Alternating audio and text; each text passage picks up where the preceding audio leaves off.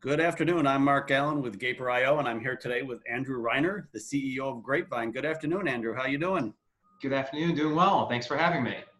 Thanks. And what are the odds that we're both Brady Bunch fans, right? Yeah, I mean, these Zoom backgrounds are great. It always spices things up. And you remember who was in the middle square?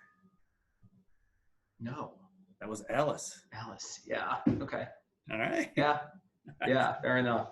Yeah. So can you share a brief background of yourself and your work experience?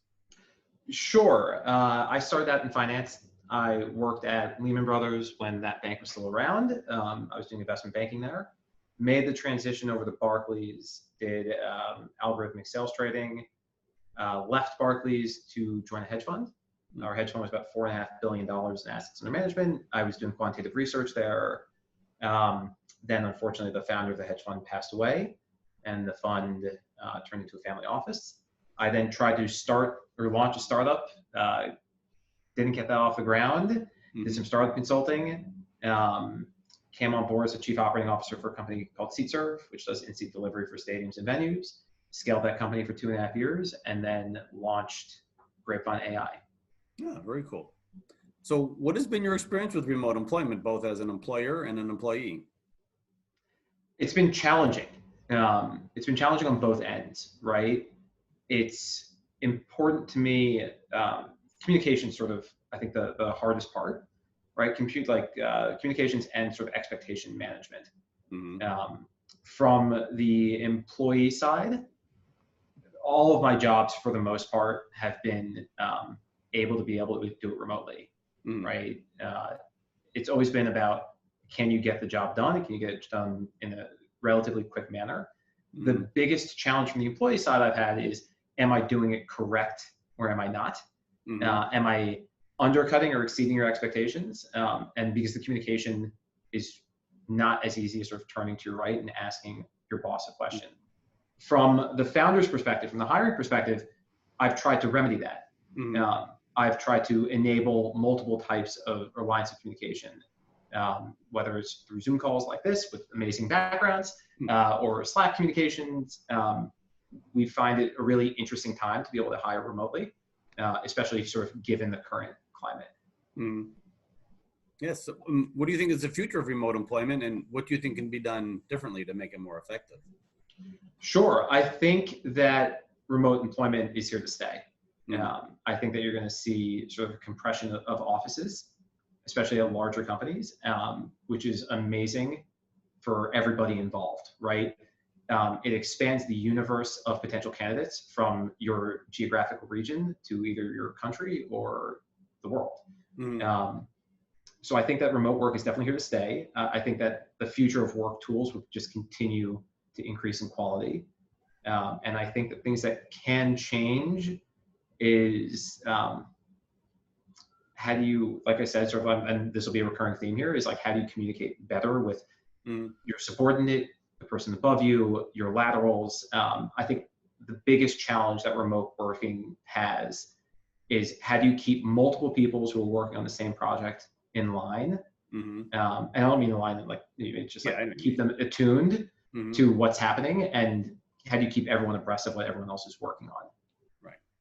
Yeah, and I think it actually forces management or whatever to be more disciplined, so that communication is streamlined and everyone really is on the same page. Don't you agree?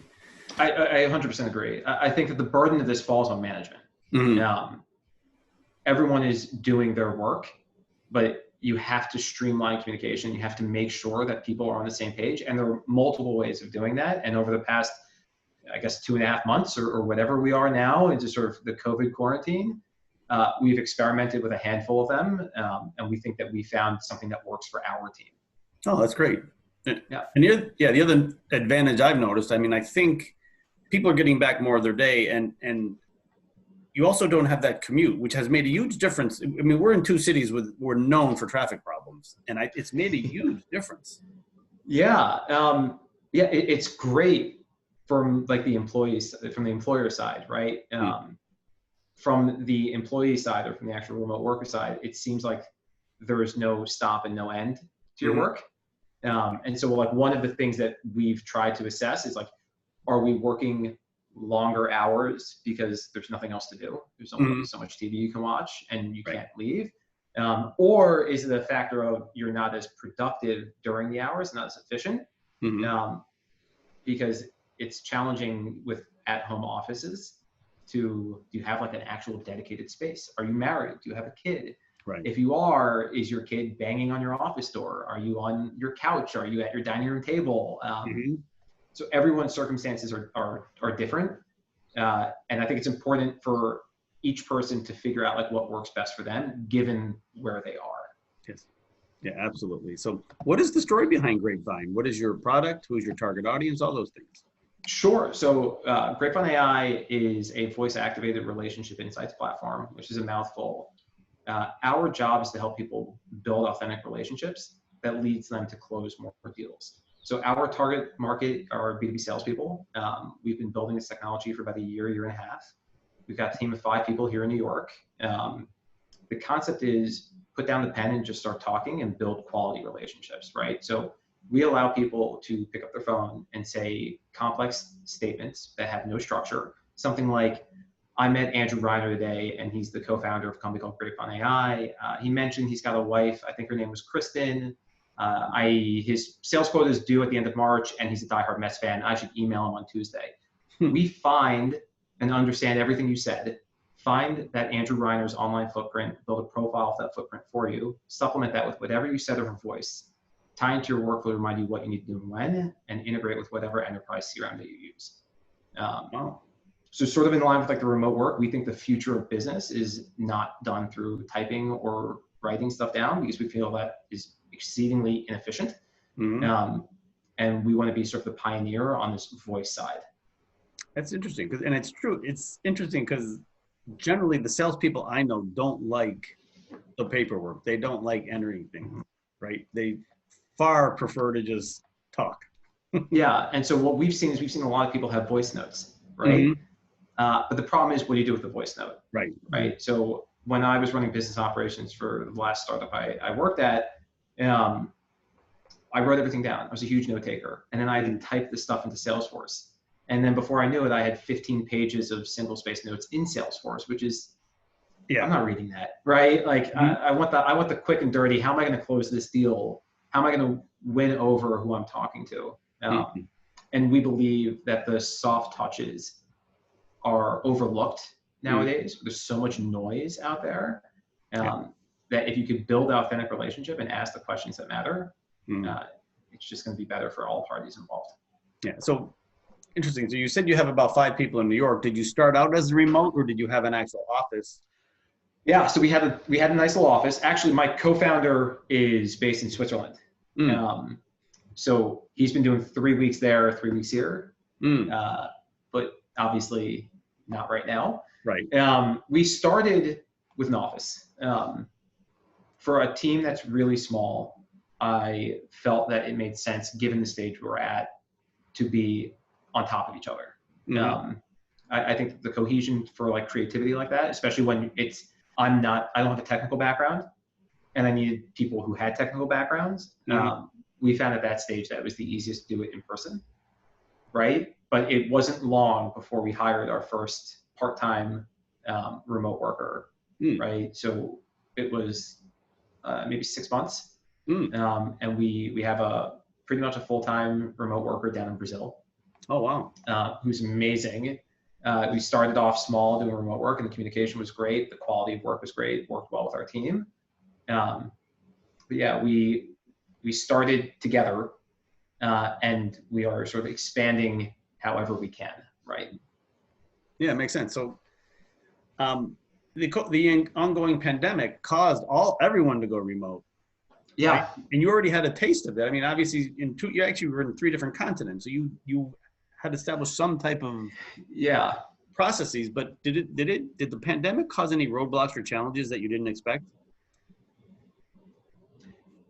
Yeah, for sure. I'm assuming you want to talk mostly about the remote working capabilities here, right? So yes, or business, even just your business. Sure. Challenges business-wise, we're pre-launch startup. So a lot of our a lot of our new potential pilots sort of hit the pause button, which makes sense because we're a networking sales tool right now. That being said, we've actually had like a huge influx of new requests and new pilots and new demos. We've seen like a huge spike of people who've requested access on our wait list, which I guess tells you that people are focusing more on quality relationships than quantity of relationships.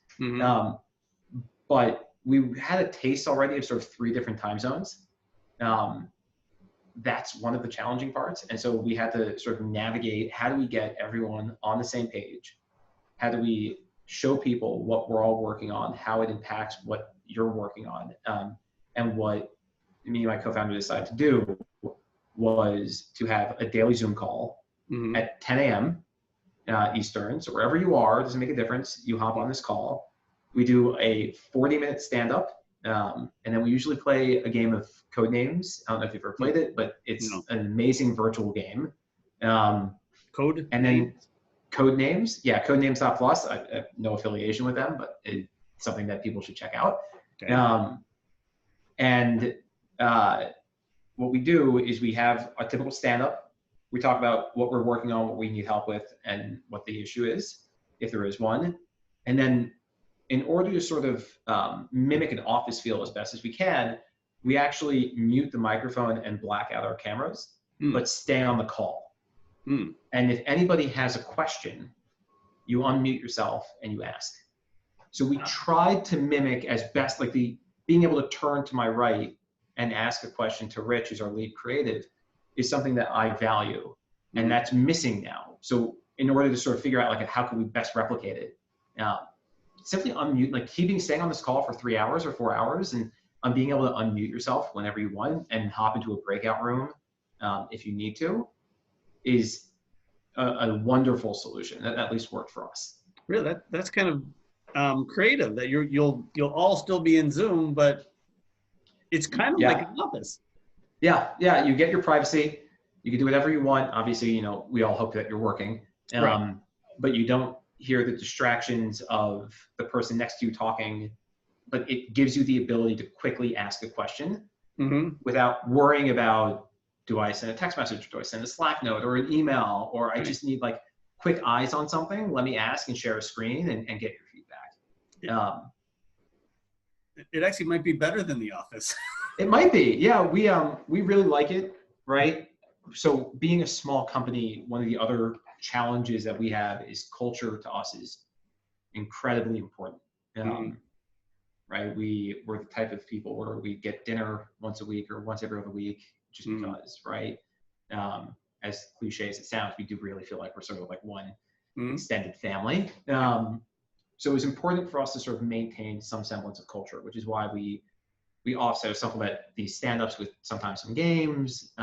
I've actually instituted weekly meetings, which we call weeklies, which are one-on-one half-an-hour time slots with each member of our team, which is meant to be sort of like a safe space where you can tell me what you're thinking. Do you have any questions about the direction, anything? It's sort of like office hours as sort of like the co-founder and CEO of the company, where you get to ask anything you want. But more than that, I think it's a time where people can vent their frustrations without it seeming like it's a company issue, because right now people are isolated and they're alone, and it's frustrating.